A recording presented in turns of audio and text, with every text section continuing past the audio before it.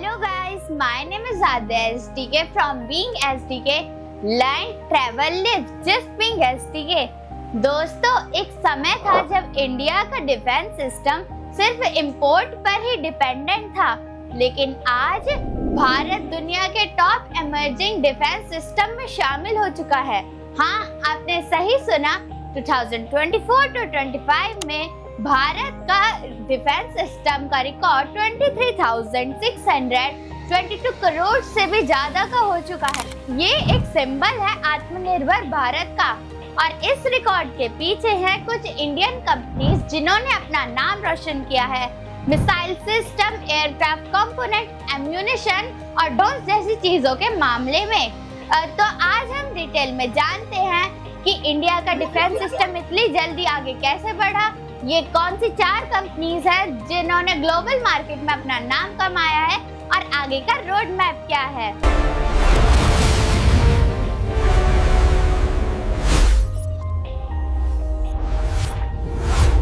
2013 to 14 में India का export defence system सिर्फ 686 करोड़ के आसपास तक था, जिसमें हमारा डिफेंस सिस्टम सिर्फ इंपोर्ट पर ही डिपेंडेंट था, चाहे वो एयरक्राफ्ट हो, रडार सिस्टम हो या फिर एम्यूनिशन हो।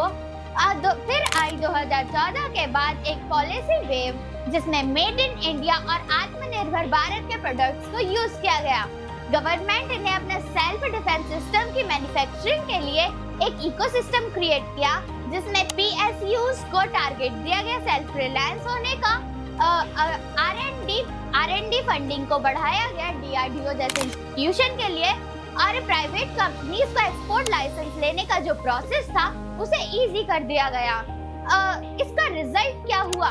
2024 to 25 में इंडिया का डिफेंस सिस्टम 34 गुना बढ़ गया, 686 करोड़ से लेकर 23,622 करोड़ तक।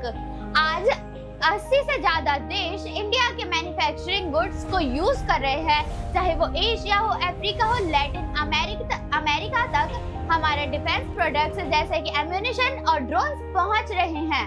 तो अब है फाइनेंशियल ईयर 2024 to 25 में इंडिया ने 23,622 करोड़ तक के प्रोडक्ट्स को एक्सपोर्ट किया है, और ये सिर्फ एक मिनिस्ट्री का ही काम नहीं, ये एक कंप्लीट जॉइंट सक्सेस स्टोरी है गवर्नमेंट, PSUs और प्राइवेट कंपनीज की। अब प्राइवेट कंपनीज का 50% से ज्यादा शेयर बढ़ा दिया गया है, और जो चीज अभी तक इम्पॉसिबल लगती थी अब वो मेड इन इंडिया की रियलिटी के साथ है। इंडिया ने एक्सपोर्ट किया है ammunition, aircraft, drones, radars, aircraft spare parts और नवल सिस्टम। सबसे पहला नाम है भारत डायनेमिक्स लिमिटेड यानी BDL का। ये एक इंडियन कंपनी है जो कि मिसाइल्स और टॉर्पेडोज बनाती है। इनका कहना है कि 2024 में इन्होंने अपने एक्सपोर्ट को 3 गुना बढ़ाया है, और इन्होंने एशिया और अफ्रीका के देशों को Nag missile, light weight torpedoes और air surface to Akash missile भी एक्सपोर्ट की है। और इन मिसाइल की खासियत है कि ये फुली इंडियन डिजाइन है, और ये DRDO की टेक्नोलॉजी पर बेस्ड है, यानी कि design in India, made in India and export from India. और इनके चेयरमैन का ये कहना है कि इनका एम है नेक्स्ट 2 सालों में अपने एक्सपोर्ट को 5,000 करोड़ तक लेके जाना। दूसरा सबसे बड़ा नाम है म्यूनिशन इंडिया लिमिटेड का, जो कि ऑर्डिनेंस फैक्ट्री बॉर्डर की कॉर्पोराइजेशन के बाद बनी कंपनी है।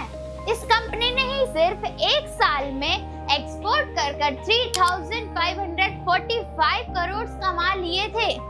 इनके आर्टिलरी शेल्स, स्मॉल आर्म और एम्यूनाइजेशन और राउंड टैंकर्स मिडिल ईस्ट और साउथ ईस्ट एशिया में एक्सपोर्ट हो रहे हैं, और ये वही फैक्ट्रीज हैं जो कि शुरू हुई थी सिर्फ इंडिया आर्मी के इम्यूनाइजेशन के लिए, लेकिन अब पूरे ग्लोबल में एक्सपोर्ट हो रही हैं। तीसरा नाम है सोलर इंडस्ट्रीज इंडिया का नागपुर बेस्ड प्राइवेट कंपनी, जिसने एक्सप्लोजिव और रॉकेट सिस्टम मैन्युफैक्चर किए हैं। इन्होंने एरियल बॉम्ब्स और रॉकेट सिस्टम का इस्तेमाल करके अपना प्रॉफिट को और एक्सपेंड किया। सोलर इंडस्ट्रीज ने रशिया यूक्रेन वॉर के बाद जो ग्लोबल डिमांड थी उसका इस्तेमाल करके अपने प्रॉफिट को और ज्यादा एक्सपेंड किया। सिर्फ 4 महीनों में ही इनका प्रॉफिट पिछले साल के हाफ तक के बराबर हो गया। इमेजिन कीजिए कितनी ज्यादा ग्रोथ होगी। चौथा नाम है टाटा एडवांस सिस्टम लिमिटेड का, जो एरोस्पेस और डिफेंस मैकेनिज्म के मामले में एक ग्लोबल ब्रांड बन चुका है। हैदराबाद प्लांट में डसॉल्ट के साथ मिलकर राफाल एयरक्राफ्ट फ्यूजलेज के कंपोनेंट्स बनाए जा रहे हैं। ये वही पार्ट्स हैं जो फ्रांस के राफाल एयरक्राफ्ट या जेट्स में यूज होते हैं। इसके अलावा टाटा ग्रुप्स लॉकहीड मार्टिन और एयरबस के कंपोनेंट्स एक्सपोर्ट कर रहे हैं। C-130 हरक्यूल्स और C-295 एयरबस के विंग्स यहीं से इंडिया में बनाए जा रहे हैं। ये कोलैबोरेशन सिर्फ मैन्युफैक्चरिंग ही नहीं बल्कि नॉलेज भी ला रहा है।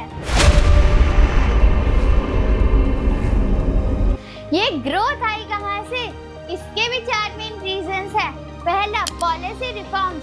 गवर्नमेंट ने डिफेंस एक्सपोर्ट लाइसेंस और ऑफसेट रूल्स को सिंप्लीफाई कर दिया। दूसरा, मेक इन इंडिया और आत्मनिर्भर पुश, यानी R&D और इनोवेशन को प्रमोट करने के लिए DRDO ने प्राइवेट फर्म्स के साथ टाई अप कर लिया। तीसरा, global demand change. Russia Ukraine war के बाद इन दोनों कंट्रीज को ही नए रिलायबल सप्लायर चाहिए थे और इंडिया एक अच्छा रिलायबल सप्लायर बन रहा था। Last but not the least, public plus private collaboration. पहले PSUs ज्यादा डोमिनेट करते थे, लेकिन अब प्राइवेट फर्म्स या कंपनीज भी कंट्रीब्यूशन कर रही हैं। अभी भी कुछ चैलेंजेस बाकी हैं, चाहे वो एक्सपोर्ट क्लियरेंस का ब्यूरोक्रेटिक डिले हो, R&D फंडिंग में लिमिटेडनेस हो, या फिर हाई एंड टेक्नोलॉजी इंपोर्ट्स पर डिपेंडेंसी हो। भारत की गवर्नमेंट ने ये टारगेट बनाया है कि वो 2025 के एंड तक अपने डिफेंस मैन्युफैक्चरिंग को 35 करोड़ तक ले जाना चाहते हैं।